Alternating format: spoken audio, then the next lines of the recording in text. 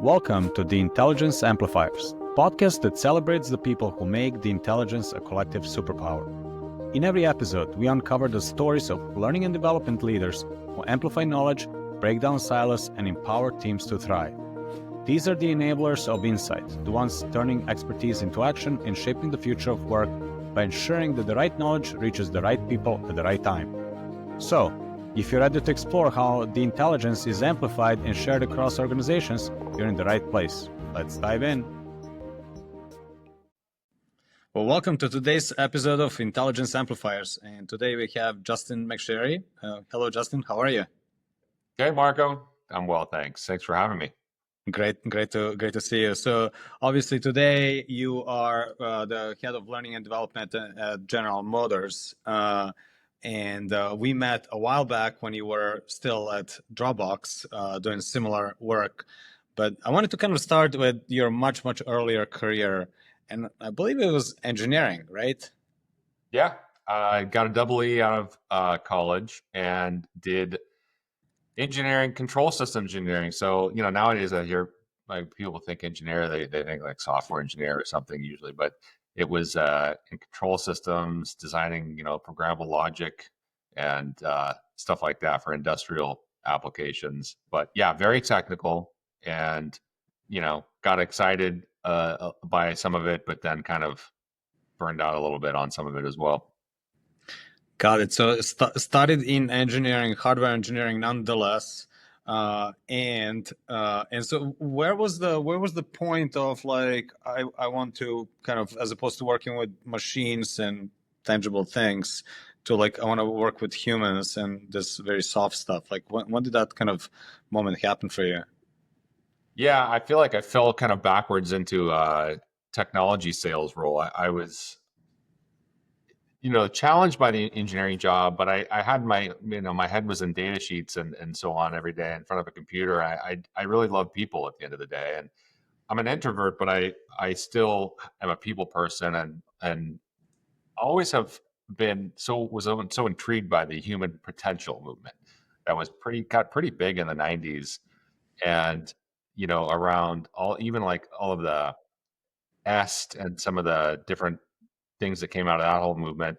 I was just intrigued by a lot of the books that were coming out at the time, even just 7 Habits of Highly Effective People, which is a classic. So long story short, I ended up, a good friend of mine, a high school friend, approached me and said, hey, we're hiring like crazy. This was early 2000. He was working in San Jose at a semiconductor distributor. So distributing components for like Broadcom and, Micron and so on. Xilinx. And so I ended up taking a job there in sales and field applications engineering at first, and then sales. And like, wow, I'm closer to people now, for sure. A lot more people involved here, and the interpersonal aspects of it. So that was like my move into that space. Got it. So basically love for people, and then also this kind of passion for personal development or human potential, I think you called it. And that was the transition from engineering to sales. And then I guess sales enablement was just kind of like a natural next step. Yeah, I was applying human potential to being as good at sales as I could, so I could make as much money as I could, because I was in my 20s, just sort of living the dream, right? And I've learned a ton about business and a ton about technology in those years, which I'm very grateful for. But sales wasn't for me. I mean, I was burning out. I did not want to have a quota. I, literally got to the point where I had started getting anxiety attacks and figuring out like what is it that I really love. And at this point, I think I was 30, so I felt like, gosh, I should probably already know this point at this stage what I love and what I want to do. And certainly I knew some of it, like the home human potential aspects and some of that were always there.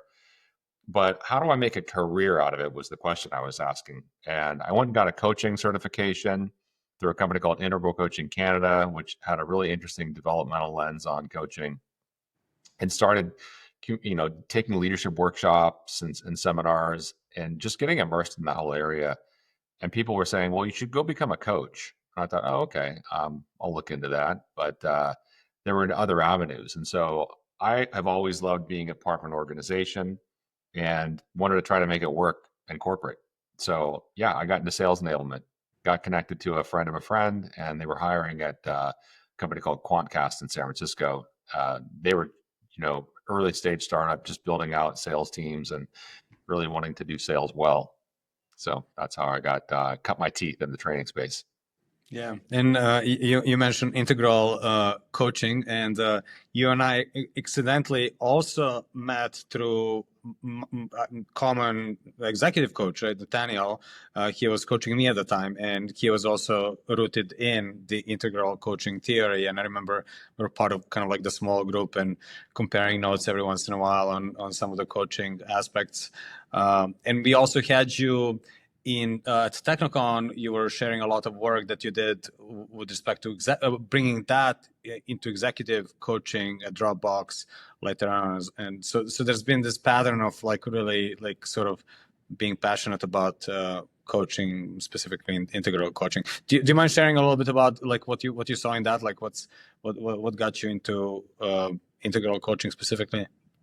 Yeah, it's through that process of like having a lot of anxiety about my previous job and wanting to figure out what I wanted to do with the rest of my life, I was just reading a lot of books and talking to a lot of people. And when you live in San Francisco, which I did at the time, you get connected with lots of different types of modalities. Let's say some things that are way out there, and some things that are probably a little more grounded. And so I had a little bit of everything I was testing out. Let's say. The integral community at the time. So integral is kind of follows the work of Ken Wilber. They look at the 4 quadrants and sort of this map of reality that I found super, super intriguing. And Integral Coaching Canada had basically built a coaching methodology around that. And it was simply looking at teaching the coach how to look at various developmental lenses. So how do we look at things like lines of intelligence? So emotional intelligence, interpersonal intelligence, somatic, how aware are you of your body? And then being able to work with a client to understand if they've got an issue that they're trying to solve, even in corporate, if they've got like a leadership challenge, how many of those different types of lines of development might be either supporting them or holding them back, and where they might need to develop. It was also looking at personality type systems like Enneagram. So how does that help or hinder, get in the way of their goal? And it was looking at levels of consciousness as well. So, whether somebody is in like a modern or postmodern or traditional kind of worldview, how does that bring to bear? So it took all those lenses together and then looked at how do we change somebody's, beliefs and mindsets about their goal and their topic, and start to develop a new way of looking at the world and building capabilities to support that new reality. So I thought it was very holistic, and I was very fascinated, and it was a great program. I learned a ton, and I transformed myself, and I think that helped me become a stronger L&D practitioner, because again, at the end of the day, L&D is about building, truly sustained behavior change and capability. Yeah, it's we sometimes talk about learning versus development, right? And I remember that analogy of like a cup, right? Like, learning is about putting knowledge into a cup. Development is about expanding the cup altogether, right? So that you have a higher capacity. And I think you're kind of touching onto that human potential of like, how do we go even beyond what's possible today. So yeah. Absolutely. Yeah, and I love how you mentioned integral coaching and the holistic aspect of that, because again, we shared same coach, and I was surprised by that. And of course, there's a lot of sort of like, things, bits and pieces you learn, but there are all these other things I didn't expect, like somatic aspects, for example. I remember one of my finales with Nathaniel when he was my executive coach was I went to see him in Santa Barbara, and he literally gave me a pair of boxing gloves and said, all right, now we're going to go to the local park and spar, and like we're going to start like throwing punches, like literally. at each other. And I was like, wait, what does this have to do with leadership training? And he's like, well, how you're kind of like defending yourself or like putting yourself in a corner or like drawing boundaries, physically is also how you appear in the boardroom or like with your team in your one-on-ones. Do you let people crowd you in and then you kind of feel all threatened, or do you like set your boundaries clearly and kind of and so that sort of holistic aspect of integral coaching, I was like, wow, like I did not expect to be to be sparring as Absolutely. The types of practices that you can bring to bear when you start including more of those elements can be really quite interesting. I mean, also somatic awareness is a precursor to emotional intelligence, because you can't really understand the true emotional landscape until you feel and sense in your body where, the tightness in your stomach, for example, when you're feeling nervous or fearful. And so it's kind of like a lot of these different developmental areas are connected in that way. Yeah. No, I hear you. I hear you. Okay, so you got super curious about human potential and integral aspect of coaching. You happened to land a job in San Francisco at the right time. There was the whole movement was kind of booming as well, and it was a startup. And so, how was that experience? How much were you able to bring of that into a startup? And what was it like doing learning and development at a startup? Usually, learning and development, you kind of see that at companies that are 1,000+ employees. At least that's my experience. So how was that at a startup at the time? Yeah, it's a good question because it's true. I mean, interestingly, this company had like one L&D person, and we had like 10 plus sales enablement people. And the reason is the VP of sales saw the formula, if you will, of what was salespeople were succeeding at. Like the ones that were doing certain things were actually driving, revenue. And we were probably at 90 million in revenue, I think, when I got there, employee number 300. So it wasn't tiny. We had progressed. It had been in place for a few years, but he really saw, let's take this formula and some of the things that we know are working and like try to codify it a little bit, right? And put it into a program. And that's what the sales training became. It was really a program of how do we get the mindsets and the practices and the flywheel turning on what great looks like. And so that was a really exciting time because it was kind of a lab. We got to test out different things of different formats, workshops, coaching, which, sales coaching wasn't really, I don't think, very pervasive at the time, but we pioneered that. And we looked at, I can't say that I brought in like the full integral coaching dynamic into, a sales coaching session, but I definitely brought in my presence and what I had learned, like sort of my toolkit in those moments, depending on what the situation was. So, the coaching didn't always have to be about show me let's talk through your deal and let's talk about revenue. It was about, coaching the whole person and the whole scenario. And I think people really appreciated that. That then drove the support and confidence. And then we had the actual mechanisms of good sales practices as well baked into that.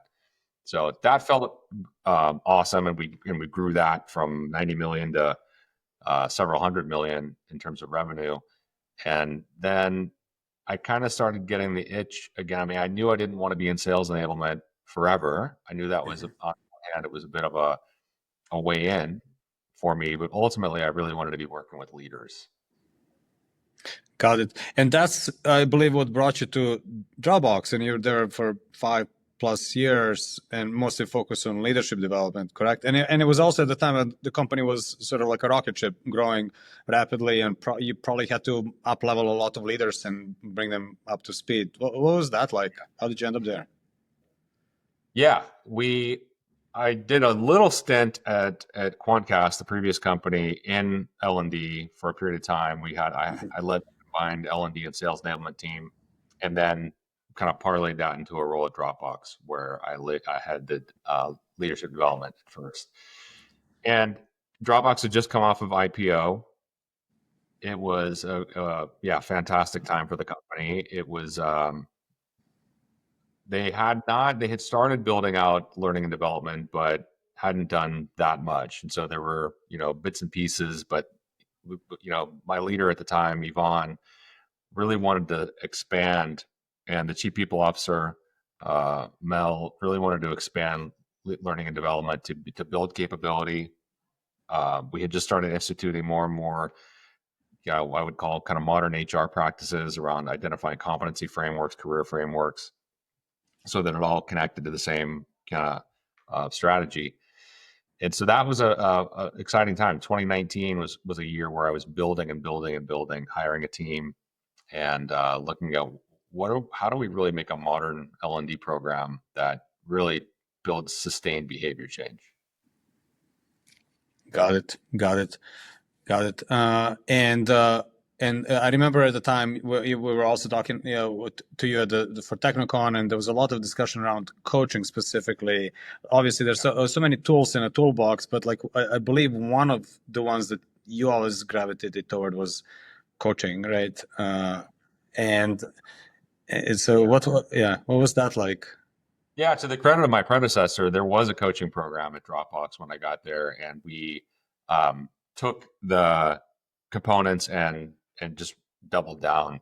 And because I think coaching is a modality that can truly drive sustained behavior change when done well. I think the challenge with coaching is scaling it, as everybody's found, right? With the better ups of the world and other companies that have come in and attempted to scale it with different mechanisms. I think that's all great, because coaching can get quite expensive at the individual level and the senior executive level. But there's no other modality that allows for deep reflection, for guidance from a seasoned expert, in the case of a coach who's actually held the business role before, but also who performs a coaching modality and really empowers the client and provides good practice for the client to actually apply things on the job and then reflect again. And then the feedback loop of triple loop learning can really drive sustained behavior change. So coaching is something we absolutely doubled down on. We look to scale it through group coaching as well, which I've seen be really successful. So that's been definitely something that's a huge part of, I think, any good leadership development program. Yeah, you mentioned a couple of times sustained behavior change, right? Because often companies, what I've also seen is develop that flagship leadership program, and it's like, hey, we have this program, and we're gonna put our leaders to the program, and you go through it, and you come out feeling high, but then it just kind of like tapers off, right? Like and often leads to lack of sustained behavior change. It's just like a temporary kind of like a feeling good about some leadership skills and so forth. And so I'm kind of seeing this like I'm hearing from you the importance of making this become embodied, like something that is a long lasting, ever changing experience. Yeah, that is different. I think that it's challenging in corporate because you've got only a limited amount of time. Like, I'm always impressed by programs that I've seen that are a year long, because it truly takes multiple months to drive sustained behavior change, especially in some of the more complex behaviors, let's say. Like, it's one thing to teach somebody a new tool, like here's how we're going to use like some new software platform, and teach certain aspects of habitual behavior on a tool. It's quite different when you're talking about how to have somebody address conflict a little bit more confidently, or especially if you got somebody who's conflict averse, right, and becomes very uncomfortable. There's a lot of things that are at the root cause of that you have to really unwind, right? So it's just one example. So I think it's common to do a program. It's common to see a 6-month program. It's also common to see executive education. Like, when I got to Dropbox, we were sending folks to Stanford for a 2-day program. They loved it. I can't tell you that they were getting sustained behavior change out of it. I think it was really more of an experience. and I would even call it, edutainment of sorts. I mean, in Mhm. fairness, some of the professors were really strong, and people did take that content and applied it on the job afterward.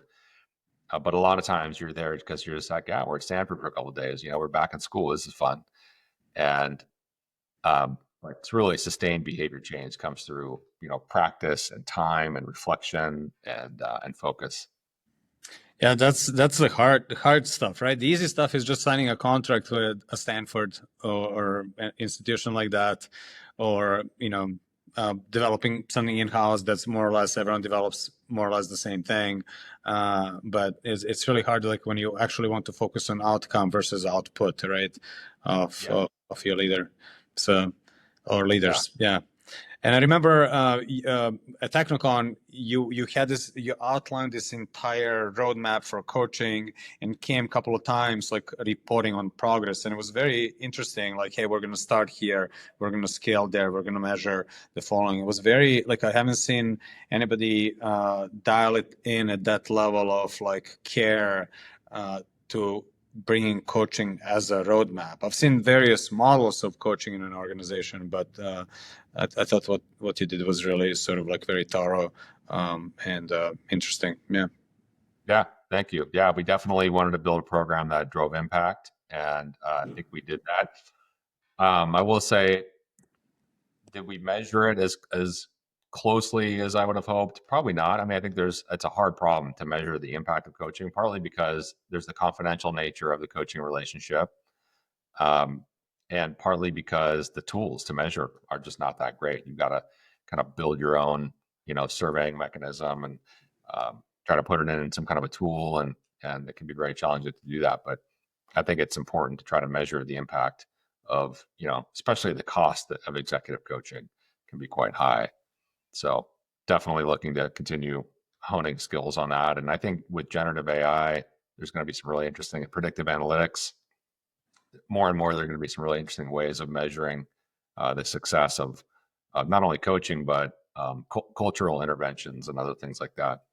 Yeah, it's been a hard problem. I mean, I know we keep having the conversation after conversation on measuring an impact, and especially like in the environment that we're in right now, like economic environment where learning and development sort of needs to justify its existence, importance of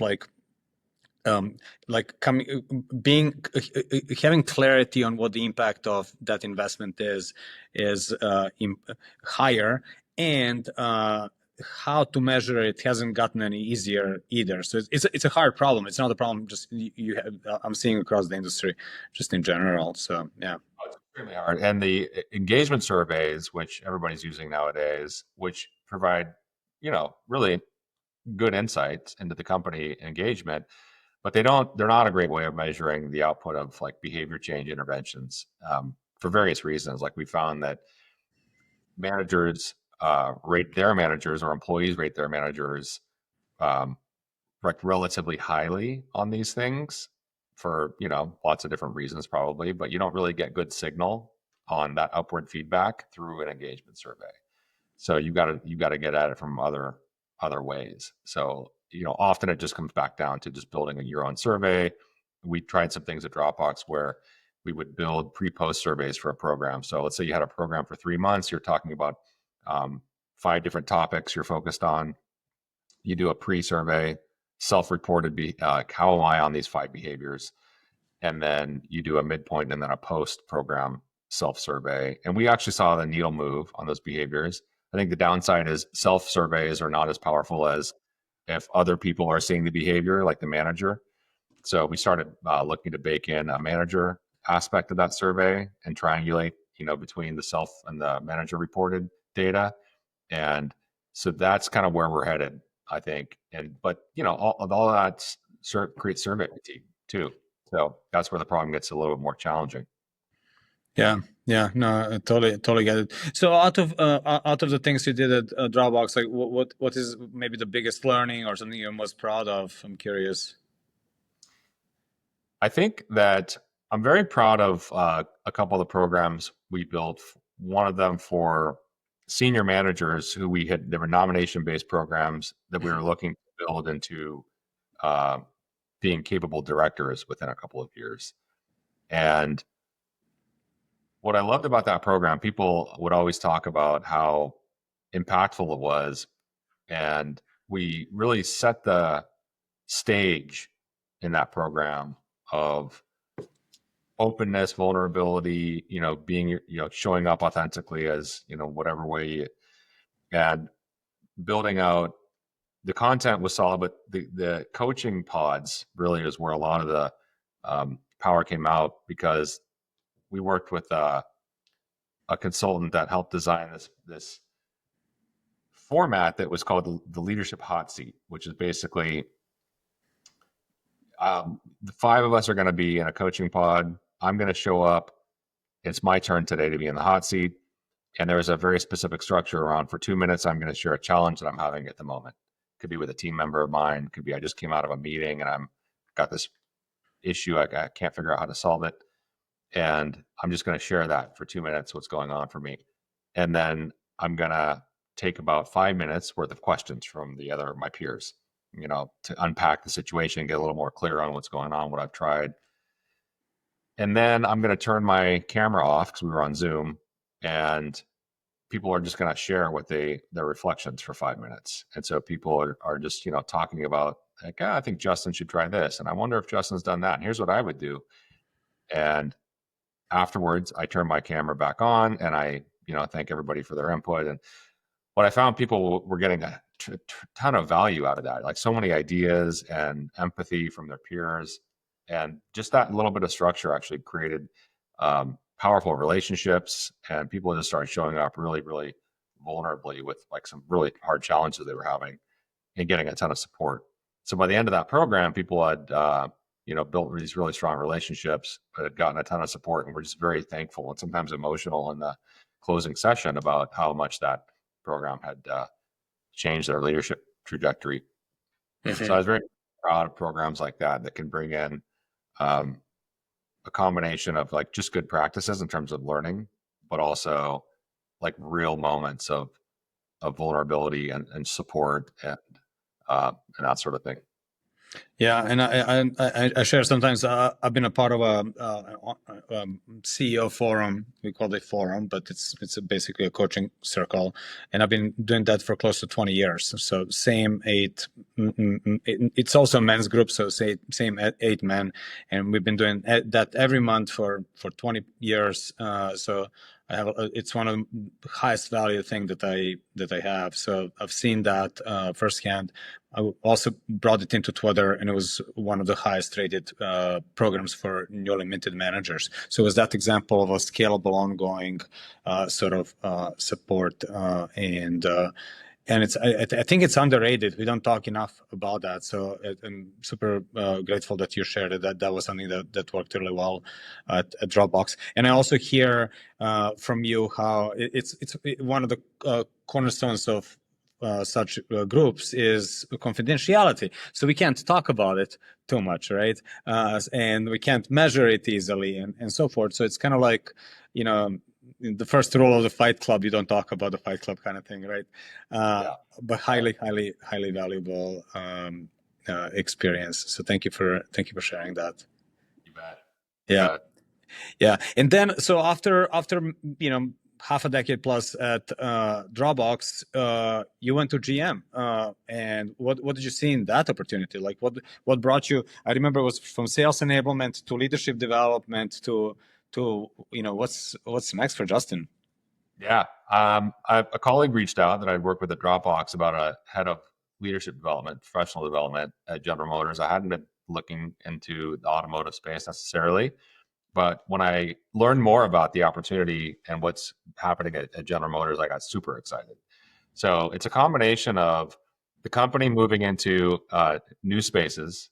Mm-hmm. So, electric vehicles is something GM has been working on. Actually been working on it for probably more than 10 years in terms of some of their early vehicles, but really a big concerted effort right now, combined with software and services. So an increase in the really technology integration of software into the vehicle experience and the customer experience using apps and everything, and autonomous vehicles. They'd purchased the cruise and had started integrating autonomy into the vehicle experience.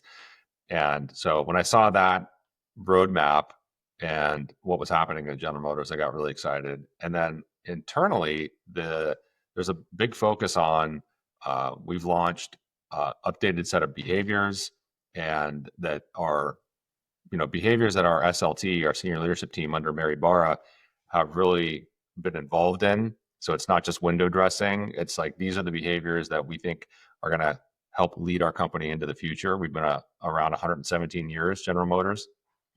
For those that don't know, that's Buick, Cadillac, GMC, and Chevrolet.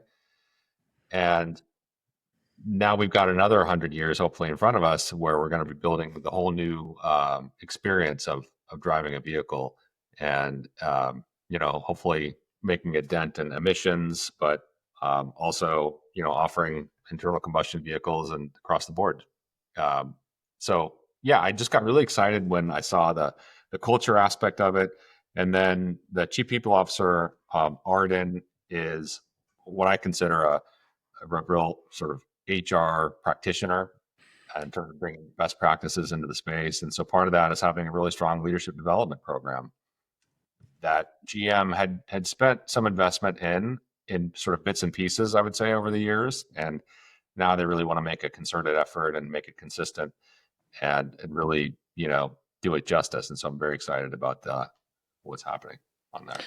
So it's a cutting edge industry. Obviously, electrification cars are now just iPods on wheels. Basically, it's all about software, and GM is putting an investment in that, and you're leading the change in terms of like enabling leaders, developing those leaders to kind of be at the forefront of what is an emerging industry, essentially, right? That's right.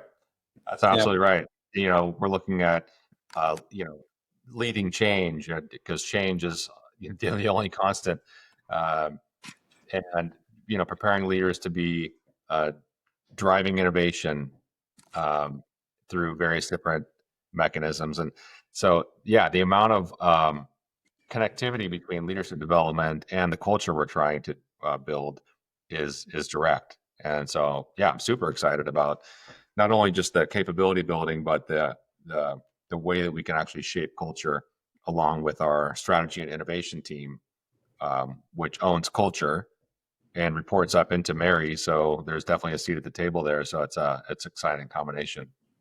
Got it. And going back to your passion for human potential and kind of like really expanding like from internally in an integral approach, sort of. What's next? How do you see that playing out at one would say somewhat of a traditional company like GM? How much of that of that your passion you can bring into the workplace and directly apply, or I'm curious about that. For sure. I think that it definitely applies. Uh-huh. And, it doesn't maybe always sound the same in terms of how you might present, integral concepts to a group of coaches. I think that I've got to translate some of the language, but I think at the end of the day, it's all about development and meeting people where they are on their developmental kind of journey, and then providing the right experiences to help them build those capabilities. So one thing I'm excited about right now is a new program called Micro Experiences. And I can't share too much about it because we haven't kicked it off yet and launched it internally. But it's at its heart, the idea is we're going to take learning for this particular program anyway out of the workshop. It's not a training, seminar. It's not a workshop, and we're actually going to have the participants applying what we call micro experiences. So 45 minutes a week, an on-the-job application of one of our new behaviors that just launched. And so it takes learning on the job and then comes back into a small group conversation about what did you learn, what did you try, what did you do, and drives the culture change through the application of the behaviors as part of a program. So it's sort of a direct practice, if you will. And I am super excited about testing that out. Got it. Got it. Speaking of excited, I was asked this question of like, what are you excited about generally? Not necessarily, your work, but like the industry as a whole and where things are going. And I'm curious to hear from you. I often hear about like, well, AI and technology and so forth, but I'm kind of trying to also connect it to this human potential aspect of that we sometimes tend to neglect. So, what do you see like the industry as a whole, leadership development going? Like, what's out there on the edges? A few things I've looked at. So one thing that we're actually trying with one of our new frontline manager programs is through a company called Ability. They do Gen AI based simulations. So, they simulate a difficult conversation that you might need to have with an employee. And I've actually found it pretty useful. I tried it out and I learned something. I've been managing for, over 10 years and I learned something new. I mean, there still is a lot for me to learn, like any leader. So I think there's promise in just, text-based Gen AI interface, certainly in terms of scale. I've also looked at a company called Immersion that's doing essentially role plays. And their first product to market was more of a avatar skin over an actual human being actor who was role playing a situation around leadership. And what they've done is they're looking to move that into a full AI avatar, right? So you can scale it. And so I haven't yet had a chance. I took a quick look at it. I thought it was really intriguing. I think they're kind of early days and still building that out. So like adoptions, the adoption curve on that's pretty early at this point, but I think there's promise in that if they can get, I mean, some of the AI I think that we've all seen lately is kind of freakishly good, like in terms of just the videos you can see out there of what it can reproduce, right? In terms of the real looking things is getting, better and better every day. So I think it's sooner or later we're going to get into a place because the biggest challenge I have is we talk about practice based stuff. You really learn through practice, right? Yeah. So role play has always been this classic thing that, a lot of people roll their eyes and hate role plays, but then they do the role play and they go, yeah, that was actually I was uncomfortable, but I learned quite a bit actually. And I know where I'm at now. And so I think that now, can you scale it through an AI based role play interaction? I think absolutely that's going to be part of the future. So how quickly can we get there, and how quickly can you turn the AI from kind of a creepy, avatar into an actual, realistic experience? I think it's going to be a big question. A lot of folks are putting Gen AI into their like a LinkedIn Learnings and the other learning companies, Udemy and so on, are letting you search their catalog using Gen AI and not just search it, but maybe have conversations with it around the content in their catalogs. I think that's an obvious sort of step. I don't think it's super powerful necessarily, but I think it's helpful incrementally.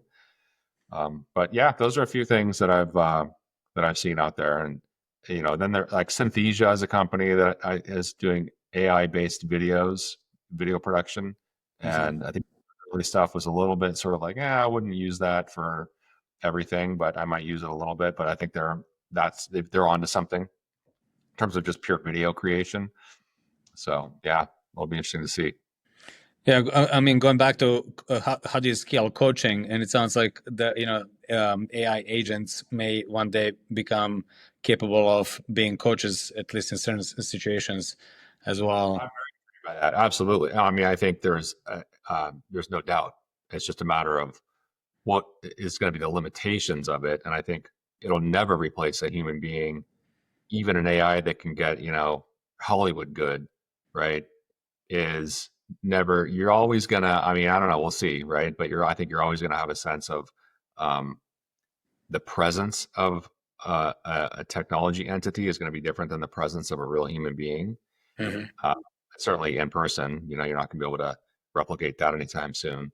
So, but I think it's going to be, the use cases are going to be very strong. I mean, I use just ChatGPT for coaching, basic stuff, right? Like stuck on kind of a thing. I don't have time maybe to call one of my peers, whatever, people are busy. I just want to like quick sounding board on an issue, and I'll just have a quick Gen AI conversation. I've actually gotten, unlocked a few times on doing that. So I think that there's a lot more that can be done for sure on coaching there. Got it. Cool. So looking back, kind of going full circle, looking back at your career, starting in sales, and then engineering, and then sales, and then sales enablement and leadership development with the care about coaching, and now like at the forefront of like a leading an industry and leaders in that industry. Looking back, what would you give yourself as an advice, the younger Justin, just starting out? It's funny. Maybe this will feel like a non-answer, but I always like when I found L&D as a career. Mm-hmm. It wasn't until I was like after 30.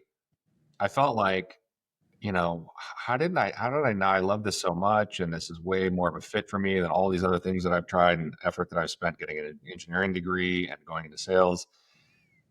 What prevented me from going into it right away after college? And I look back, and some of the advice you get around career is usually like thinking about like, what are the classes that you love the most? And so I thought about one of the high school classes that I loved the most was psychology, but I never really picked up on it. I loved that class way more than my physics or my calculus classes. But I was still like pretty good in physics and calculus. And that seemed to be like culturally where my parents wanted me to go, like, right. And make sure you get paid well and that kind of stuff. So I feel like I kind of abandoned my true love of psychology early on. And so on one hand, I would tell myself, really pay attention to what you love in high school, or anything that in your early formative years, things that you're really intrigued by and loving, and go after that. But the other side of that though is, if I would have gone into like an HR job or whatever right after college, I wouldn't have the business background and the technical background that I gained from engineering and sales, which have served me very, very well in an HR position. So it's funny. It's like, I feel like at the end of the day, I feel grateful for maybe the fact that my career trajectory was a little meandering, if you will. Yeah, got it. I heard a little bit of follow your passion, but also there's a lesson in parenting, I think there, which is allowing kids to really like follow whatever that something may be, and not having them be necessarily following parents' steps. And I know you and I share that as well. So that's exactly right. That's exactly right. Let your kids, have some agency, a lot of agency, but of course, as a parent, you want your kid to be happy and successful, and so it's a tough balance, that's for sure. Yeah. I always go back to that Carl Jung quote: "The biggest burden parents leave on their kids is their own life not lived fully." The classic, like, mom wanted to be a ballerina, forces a daughter to do ballet so that she can be a ballerina, right? So that's kind of like the classic example. But I certainly had a similar experience growing up, and parents do that lovingly, and so just a reminder on like parenting a little bit. And so I think about that as a parent a lot. So yeah, I do. I try to expose my kids to all sorts of different activities nowadays, and just try to stay curious about what they might end up loving. I think that comes up a lot. Like, just be curious and follow whatever. It's a matter of heart, right? Ultimately. That's very true. Yeah. Well, Justin, thank you so much. It was really awesome hearing your story and seeing your arc and how you got to where you got to, and your passion and everything. So thank you for sharing. Really appreciate it. Great having you. You're welcome, Marco. Thanks for having me today. It's been a great conversation. Awesome. That's it for this episode of the Intelligence Amplifiers. If you like what you've heard, be sure to subscribe or follow so you don't miss out on the future episodes. And if you're interested in being a guest or have a question, check out the episode description for how to reach us. Also, don't forget to check out Plus+, the platform that makes collective intelligence at scale possible. Find out more at plusplus.co. Thank you for listening, and until next time, keep amplifying.